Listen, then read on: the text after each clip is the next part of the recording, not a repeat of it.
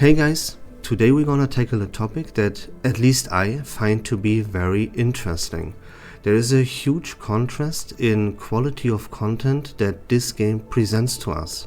On one hand we have rock bottom garbage, but on the other hand there are things in this game that truly turn it into one of the best turn-based combat games of all time.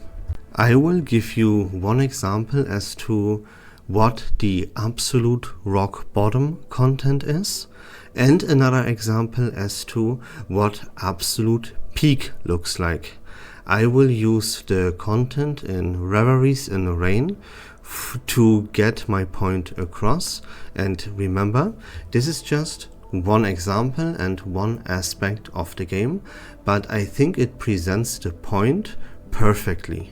Just for reference, if I talk about the best turn-based combat video games of all time, I'm thinking about other IPs like Final Fantasy and Pokemon. If we talk about Reverse1999, we have to of course take into consideration that this is a gacha game and there is real money involved here in order to obtain ourselves the needed characters. This leads us right into my first example, which I will use the 400 meter dive stage 1 for. This stage is what I consider at least to be absolute rock bottom game design. Why is that? That is because this stage does not present any interesting gameplay mechanics that you have to adapt to yourself. It is simply either you have a plethora of characters that I will talk about in just a second, or you can just straight up go fuck yourself and not have any fun conquering this kind of stage right here.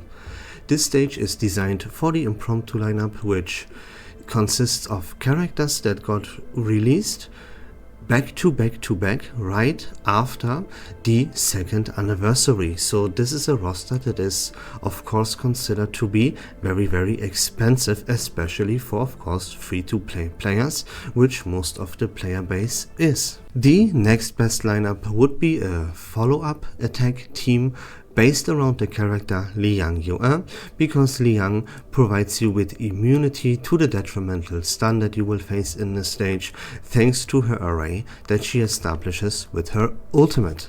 Now Liang Yue is of course also a very expensive character because she's a half anniversary character.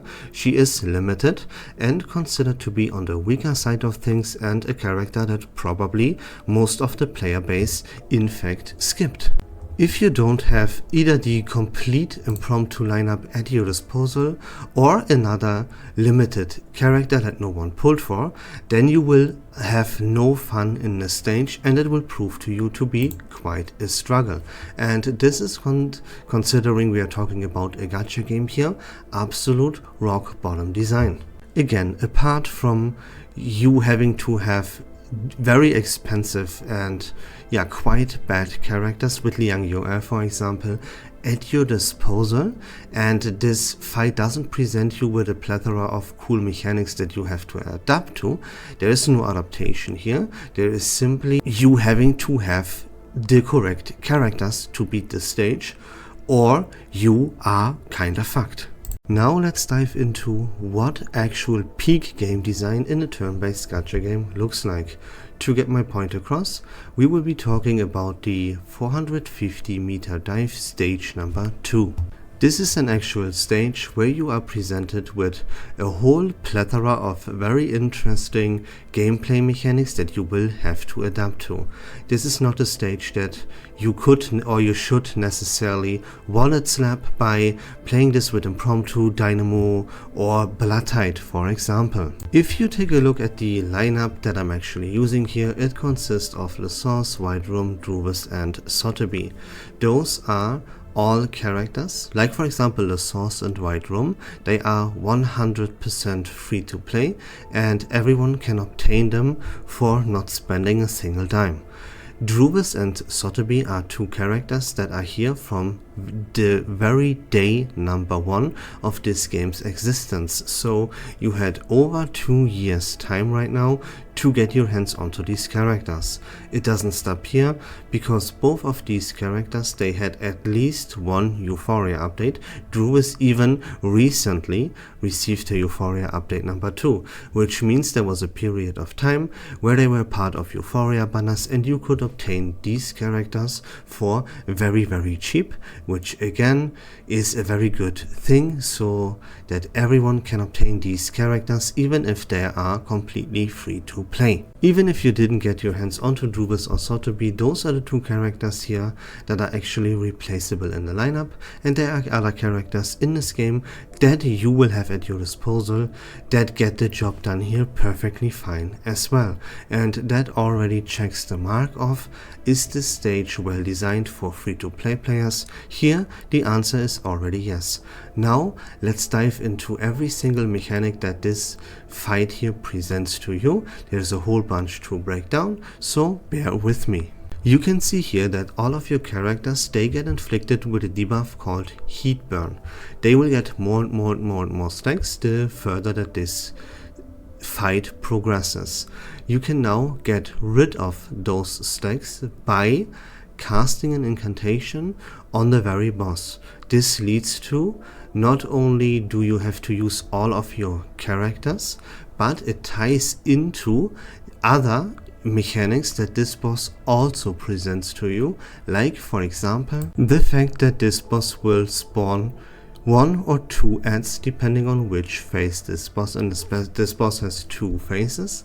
In phase 1 it spawns 1 ad, and in phase number 2 it will spawn 2 ads. This becomes very interesting because of 2 different reasons. One is that you can see there are stars attached to these very ads. This means you cannot just damage raise these ads out of existence, but you have to attack them with incantations that are in this case rank 2. The ads spawn with they spawn every turn and they have a different number of stars attached to them. Sometimes they require you to hit them with a incantation on rank 1, sometimes your incantation has to be rank number 2, and sometimes even 3. Now remember that you actually have to hit the boss with all of your characters to get rid of these heat burn stacks so they don't get out of control. In phase number 2, this boss will spawn 2 ads. One of these ads, you can see the rider that rides the horse or whatever this is, the cow. This ad has Taunt, which will prevent you from being able to actually hit the boss with one of your incantations to get rid of these sad heat burn stacks. So you are forced to hit him with an incantation number 2, which you are likely to not always have to have at your disposal. So you will have to find the most effective way to consistently get rid of these ads every single turn. And the way you do this is with not only using the free-to-play character White Room, but playing him accordingly by using his channel incantation. And while you play it against this boss on phase number 1, you will have to accomplish yourself to rank up his channel incantation to rank number 3.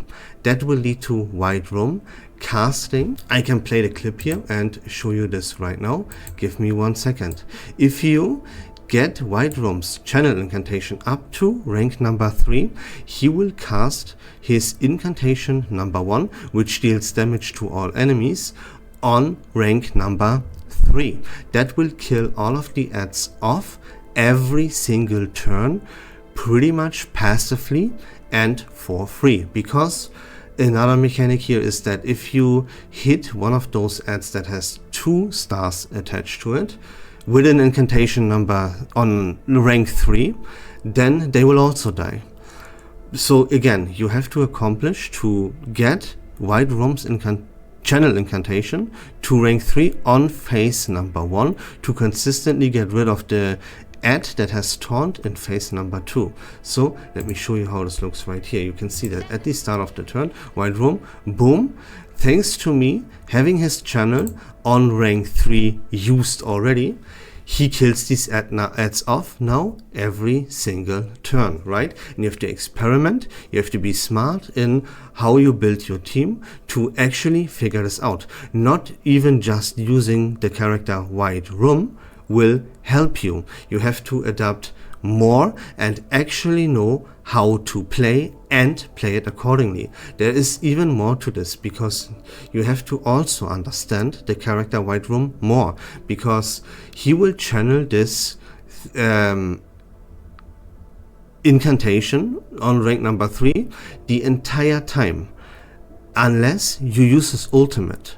You can never use his ultimate. And there is more, because this boss will occasionally disarm one of your characters at random. So there is the chance of this boss disarming your character White Room. And in this case, he stops the channeling and he's not able in this turn to kill off the ads. Then you are not able to hit the boss because of the taunt, and that will lead to your heat burn stacks getting out of control, and you will take too much damage and therefore die in the long run. That's why you should use another character other than White Room to actually be able to have a mass CC. I use the Druvis for this with her ultimate. In case this boss would disarm White Room, I can then use Druvis's ultimate, which I never use otherwise. I always keep it in my hand for the entire duration of the fight, so that in case White Room gets disarmed, I can buy myself the turn that I need with Druvis's ultimate, because that petrifies all of my enemies. And you can see there's already a whole bunch going on here. You have to establish your team, and you can get the job done perfectly fine as a free-to-play player. You have to use every single one of your characters to hit the boss, otherwise the heat burn stacks will get out of control. You have to play the characters White Room and Druvis especially well, because otherwise you will not be able to kill the ads and you will not be able to attack the boss. Therefore, again, the heat burn will screw you up in the long run. While you do all of this, you have to also heal yourself, because as you just saw, the boss will still attack you from time to time, even if you play everything right. So you'll have to use Le Source and Sotheby there to keep yourself alive, while you use all of the other characters as well to hit the boss, right? And remember that healing with Le Source or Sotheby does not get rid of heat burn stacks. So we'll have to use Le Source attacks, and you will have to use Sotheby's poison from time to time to get rid of these heat burn stacks. I say from time to time, it is honestly pretty much every single turn. And now I haven't even told you about the number one most important mechanic that this boss throws at you, believe it or not. Because as you might have already asked yourself the question, wait a minute, if I look at this lineup, where the hell is the damage coming from? How do I actually kill this boss off and deal damage, right? And yeah, let me explain to you how you accomplish that. There is this mechanic called Blazing Thunder. You can see that the boss has stacks attached to him. You have to fill up this Blazing Thunder all the way up to 9 stacks. You can't end your turn if the Blazing Thunder stacks are below 9, because then the damage will not come through that the boss deals to himself. And you cannot go above 14 stacks, because then the boss would use his ultimate, which is detrimental, and it will inflict a whole bunch of heat burn stacks to your entire team. And we already figured out this cannot happen, because they will kill you in the span of a few turns if you let to get them out of control.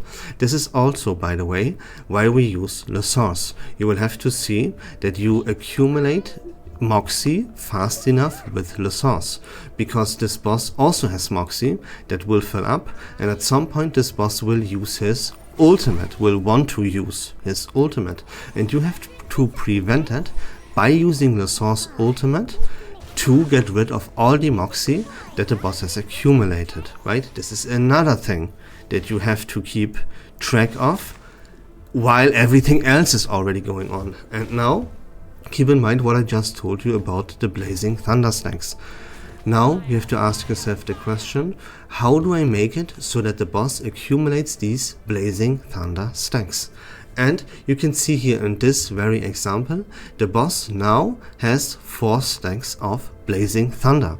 And at the end of my turn, I have to guarantee it 100% that the boss is at least 9 stacks, but I can't go above 14 stacks. Because otherwise, as I just said, I would die. Now, how do I do this? Whenever I attack this boss, not whenever I use an incantation, right? And again, channeling and healing does not count.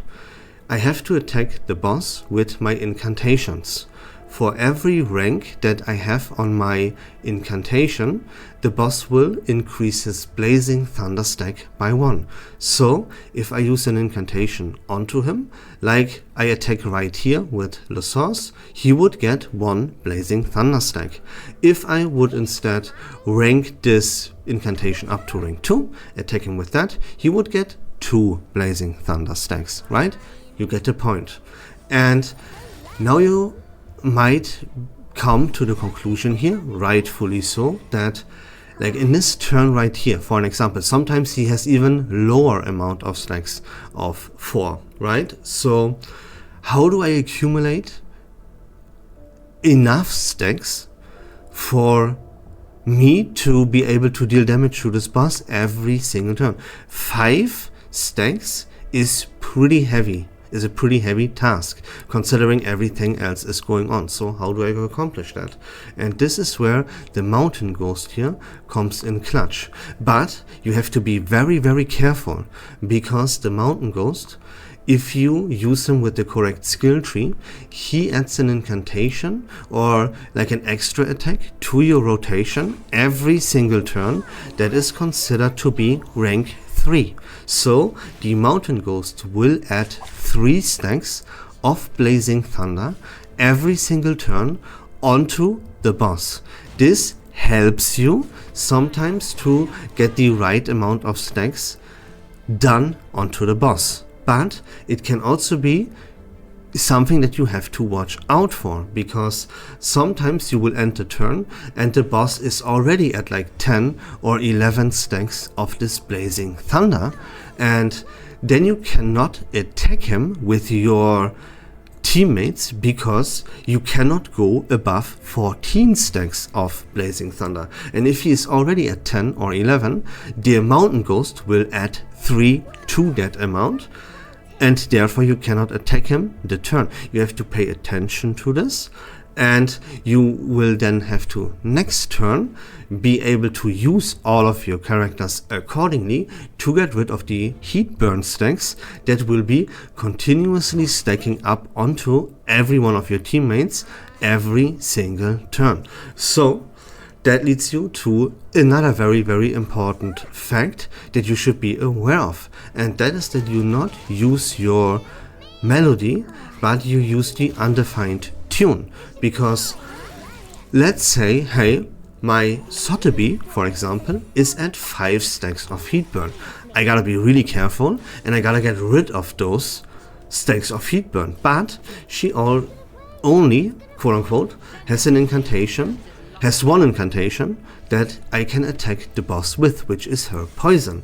What if she is already at 5 or 6 stacks of heat burn and I just cannot get my hands onto this poison incantation with Sotheby? I would be pretty screwed, right? But this is where the unidentified tune comes into play. I use it on Sotheby and I'm 100% guaranteed to get myself onto, my hands onto this very poison incantation, and therefore I can get rid of 1 stack of heat burn that turn, which I definitely need to do. And this is another thing that you have to remember, because how the unidentified tune works is that you will have to use this every single turn to delete the rightmost incantation in your hand, that is not an ultimate, to fill up the points to use the identify tune by 10. So you see, right, you realize that the amount of things here that you have to be aware of. Yeah, right, team building, I explained that.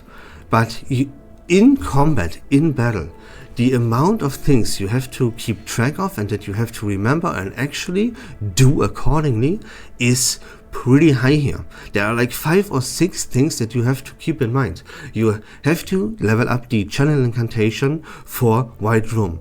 You have to make sure that you use every single character pretty much every single turn to attack the boss. You have to not forget to accumulate enough Moxie Whittler Source to stop the opponent from using his ultimate. You have to use the identify tune every single turn. You have to keep track of what rank your incantations are and how many stacks you will actually inflict upon the boss, right? So that you do not go under 9, but also don't go above 14. You have to kill the ads. You have to be ready for the disarm on Right Room.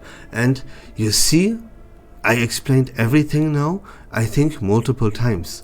And this is peak turn-based combat game design. It truly doesn't get better than this.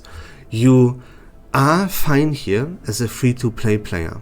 You have to adapt and think about what characters you use for the specific mechanics that the boss throws at you. And it is not just a stupid gimmick or something that you have to take care of, and you do not cheese your way through this fight. You have to actively use your brain and keep track of multiple good mechanics in order to beat this fight, because this boss fight is a multi-layered strategy fight, so to speak, right? So many things to keep track of, so much experimentation and so much thought into every single turn, and even before the fight even starts you have to build your team accordingly, and you accomplish that, all of that, as a free-to-play player by using your brain every single turn and even play it accordingly, right? I mean, that is what I consider to be the perfect fight and the ultimate game design, and this is the content that we need more of, because this is peak turn-based combat strategy.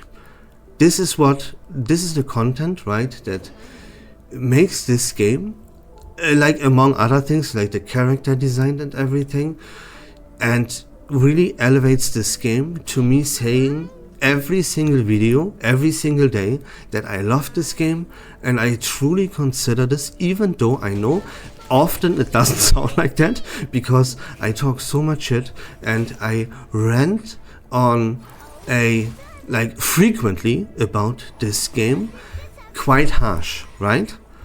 But still, always remember that I only complain and I rant and I talk shit and I point out the flaws because I love this game and I want this game to become better, because at this game's peak it is one of the best games of all time. If we talk about turn-based combat, that has to be your thing, right? But if this is your thing, this is among, if not even the best game ever made. It is right up there with the best games in the genre like Final Fantasy and Pokemon, as I mentioned earlier. And there you go, guys. I wanted to get this information across, and I wanted for once, right, make a rather positive video and tackle this topic of how big the contrast between rock bottom and peak exist in this very game. And that's about the video, guys.